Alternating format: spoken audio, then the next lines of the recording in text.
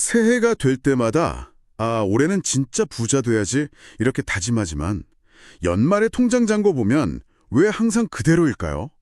혹시 문제가 돈 버는 방법이 아니라 우리 마음속 아주 깊은 곳, 이 마인드에 있다고 생각해 보신 적 있으세요?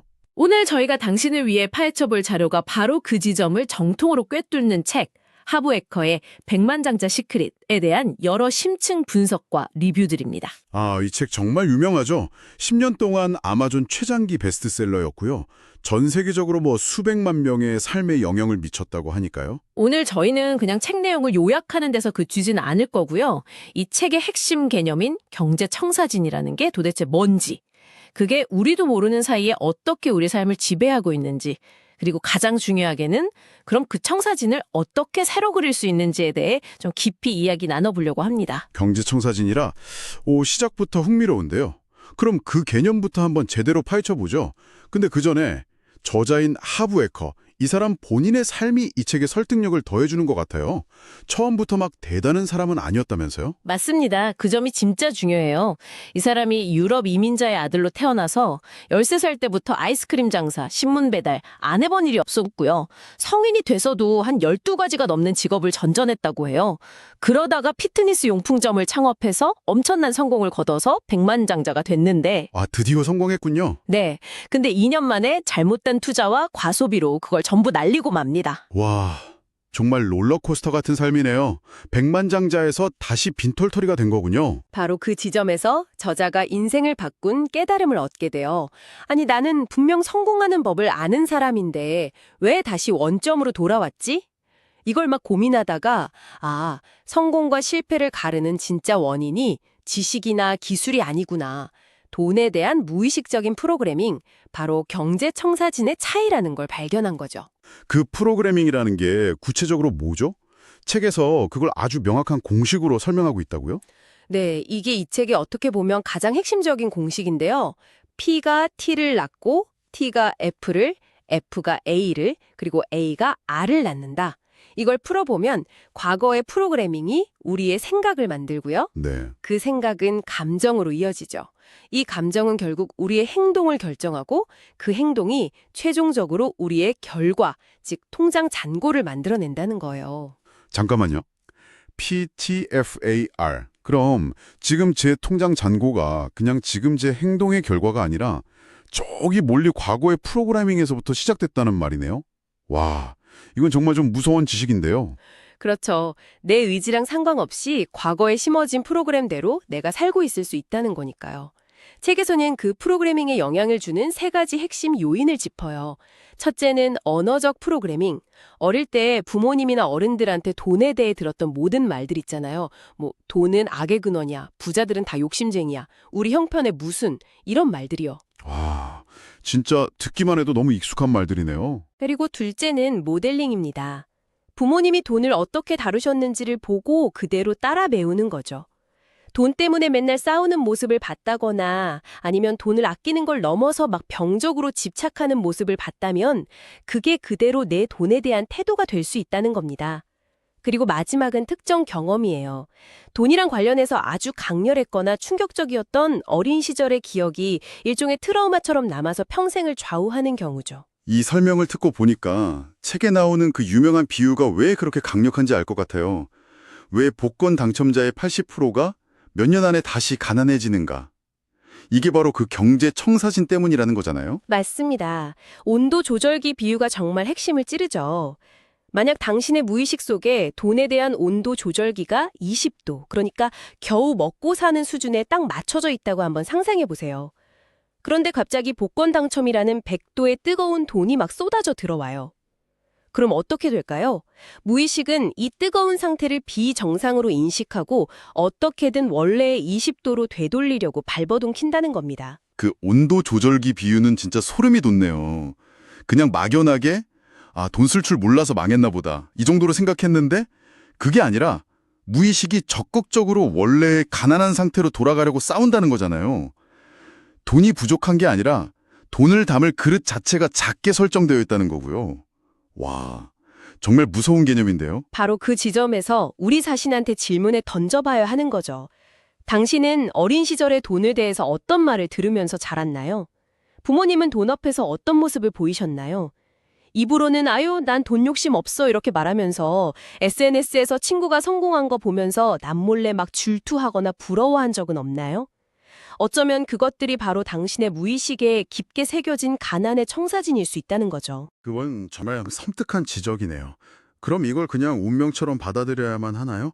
이 뿌리 깊은 청사진을 새로 그릴 방법도 책에서 당연히 제시하고 있겠죠. 물론입니다. 그게 바로 이 책의 2부 내용이죠. 부자와 가난한 사람의 17가지 생각의 차이. 이걸 통해서 낡은 청사진을 부자의 청사진으로 덮어쓰라는 겁니다. 오늘은 그중에서도 여러 리뷰에서 공통적으로 이건 정말 충격적이었다. 이게 가장 중요하다고 꼽는 몇 가지를 집중적으로 한번 살펴보겠습니다. 좋습니다. 첫 번째 차이점, 뭔가요? 가장 근본적인 차이인데요. 바로 인생의 운전대를 누가 잡고 있느냐는 겁니다. 핵심 마인드 1. 내 인생의 부는 내가 만든다. 가난한 사람들은 끊임없이 남 탓을 해요. 경기가 안 좋다. 정부가 문제다. 부모님이 부자가 아니었다. 운이 없었다. 늘 자신을 희생자라고 생각하죠. 하지만 부자들은 자기 삶의 모든 결과는 100% 나한테 책임이 있다. 이렇게 믿습니다. 그들은 운전석에 앉아서 직접 운전대를 잡고 희생자들은 조수석에 앉아서 불평만 한다는 거예요. 근데 솔직히 정말 경기가 안 좋고 제가 통제할 수 없는 외부 요인 때문에 힘든 경우도 많잖아요. 이걸 전부 다 내 탓으로 돌리는 건 좀 너무 과혹한 것 아닌가요? 아주 좋은 질문입니다. 저자가 외부 요인이 아예 없다고 말하는 게 아니에요. 중요한 건 관점의 차이입니다. 똑같이 경기가 안 좋아도 가난한 마인드는 경기 때문에 망했어 라고 말하면서 주저앉지만 부자의 마인드는 경기가 안 좋으니까 새로운 기회가 어디 있을까? 이걸 찾는다는 거죠. 비난, 합리화, 불평 이런 걸 멈추고 내가 통제할 수 있는 유일한 것, 즉 내 생각과 행동에 집중하라는 겁니다. 그런 의미군요. 통제할 수 없는 걸 탓하면서 에너지를 낭비하지 말라는 거네요. 또 어떤 차이가 있을까요? 부와 부자를 대하는 태도에서 아주 결정적인 차이가 드러납니다. 핵심 마인드 6. 부자를 긍정하고 존경하라. 이게 정말 많은 사람들의 전곡을 찌르는 부분인데요. 대부분의 사람들이 부자를 보면서 속으로 분명 나쁜 짓 해서 돈 벌었을 거야. 운이 좋았겠지. 이렇게 비난하거나 시기하잖아요. 그러면서 동시에 자기도 부자가 되고 싶어 하죠.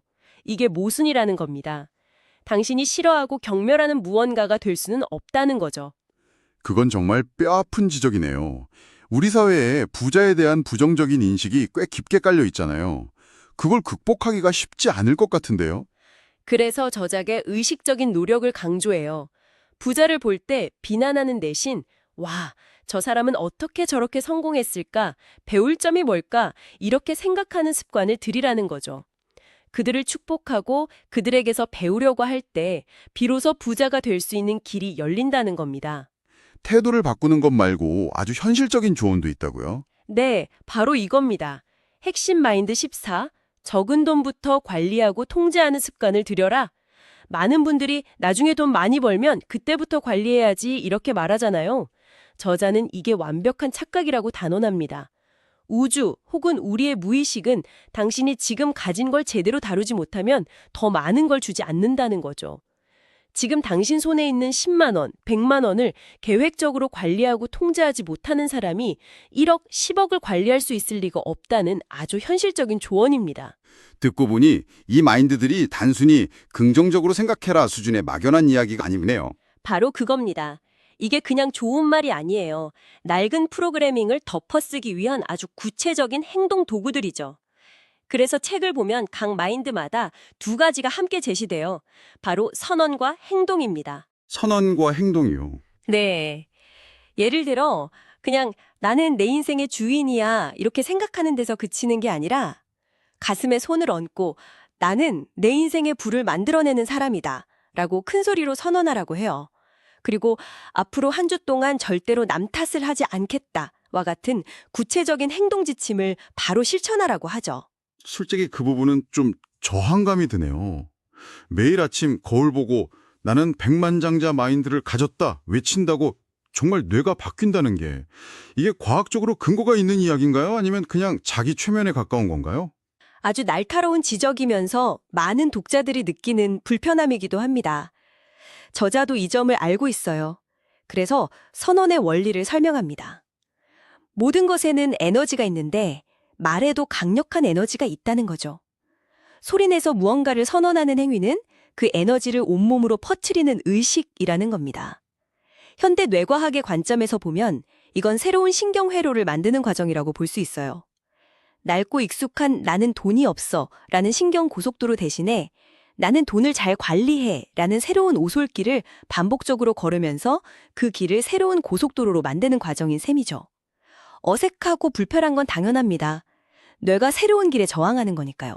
아, 뇌의 신경 회로를 새로 까는 작업이다. 그런 비유를 들으니까 조금 이해가 되네요. 실제로 이 측에서 제안한 방법을 실천해서 변화를 겪었다는 리뷰 사례도 되게 인상 깊었어요. 네, 통장 관리법 혹은 돈 항아리 시스템이라고 불리는 방법이죠. 한 리뷰를 쓴 분이 직접 실천해 본 사례가 아주 구체적인데요. 수입이 100만 원이 들어오면 그걸 하나의 통장에 두는 게 아니라 목적에 따라서 쪼개는 겁니다. 10만 원은 절대 건드리지 않을 장기 투자 통장, 10만 원은 강의나 책 구매를 위한 교육 통장, 그리고 10만 원은 평소 사고 싶었던 걸 사거나 마사지를 받는 등 나를 위해 마음껏 쓰는 유희 통장. 이런 식으로 나누는 거죠. 유희 통장이 있다는 게 재밌네요. 보통 돈 관리라고 하면 무조건 아끼는 것만 생각하는데요. 그게 이 시스템의 핵심이에요. 돈을 관리하는 것이 고통이 아니라 즐거움이 되게 만드는 거죠. 유희 통장의 돈은 매달 반드시 다 써야 합니다. 이걸 통해서 나는 돈을 즐겁게 쓸 자격이 있는 사람이야 라는 긍정적인 경험을 무의식에 심어주는 겁니다.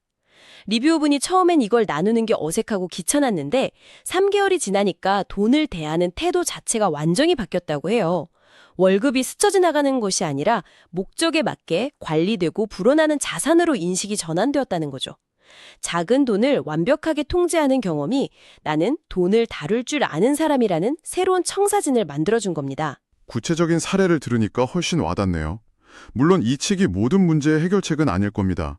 리뷰들에서 지적하는 한계점들도 분명히 있었어요. 내용이 다소 단순화되어 있다거나 성공을 전적으로 개인의 마인드 탓으로 돌려서 구조적 불평등 같은 사회적 문제를 간과하는 것처럼 보일 수 있다. 이런 비판이요. 네, 그 지점이 바로 2000년대 초반에 나온 자기계발서의 특징과 한계를 동시에 보여주는 지점입니다. 당시에는 개인의 의지와 정신력을 강조하는 게 일종의 시대정신이었죠. 물론 지금 시점에서 보면 사회 구조적인 문제를 간과했다는 비판을 피할 수는 없습니다. 하지만 이 책의 진짜 가치는 내가 통제할 수 없는 것 대신 내가 통제할 수 있는 유일한 것, 즉 내 생각에서부터 변화를 시작하라는 강력한 메시지를 줬다는 데 있어요. 사회 구조를 탓하면서 무력감에 빠져 있는 대신 지금 당장 내가 줄 수 있는 가장 작은 운전대부터 잡으라는 거죠. 아, 그렇게 해석할 수 있겠군요. 마인드가 전부가 아니라 시작점이라는 거네요. 올바른 마인드, 그러니까 불을 담을 큰 그릇이 준비되지 않으면 좋은 기회가 와도 잡을 수 없고 돈이 생겨도 결국에는 그 온도 조절기처럼 원래 상태로 돌아가 버린다는 핵심 메시지가 다시 한번 정리되는 느낌입니다. 정확합니다. 그래서 여러 리뷰에서 공통적으로 이 책은 읽는 책이 아니라 하는 책이다 라고 말하는 겁니다. 정말 맞는 말이네요. 뿌리를 바꿔야 열매가 달라진다. 오늘 나는 이야기의 핵심을 관통하는 비유 같습니다. 결국 지금 당신의 통장 잔고는 다른 무엇도 아닌 당신 무의식의 결과물이라는 거니까요. 그렇죠. 그래서 오늘 이 이야기를 듣고 좋은 내용이었어 라고 감탄하며 덮어두는 것과 오늘부터 작은 행동 지침 하나라도, 예를 들어 단돈 10,000원이라도 목적에 따라 나누는 걸 실천해보는 것은 완전히 다른 결과를 낳을 겁니다. 지금 당신의 무의식을 다시 프로그래밍 한다면 1년, 5년 후 당신의 삶은 분명히 달라져 있을 거라고 저자는 확신하고 있습니다. 자, 오늘 저희가 함께 깊이 파헤쳐본 내용을 마무리하면서 마지막으로 당신이 스스로에게 던져볼 질문 하나를 남겨드리고 싶습니다. 이 책은 나는 백망장자 마인드를 가졌다고 선언하라고 제안합니다. 하지만 그 선언을 하기 전에 이것 하나만 먼저 진지하게 생각해 보시면 어떨까요? 당신이 어린 시절부터 돈에 대해 물려받은 믿음 중 당신의 발목을 가장 단단히 붙잡고 있는 낡은 믿음은 정확히 무엇인가요? 그리고 오늘부터 그 믿음을 어떤 새로운 믿음으로 바꾸시겠습니까? 이 질문에 대한 답을 찾는 것이야말로 당신의 경제청사진을 바꾸는 진정한 첫걸음이 될 겁니다.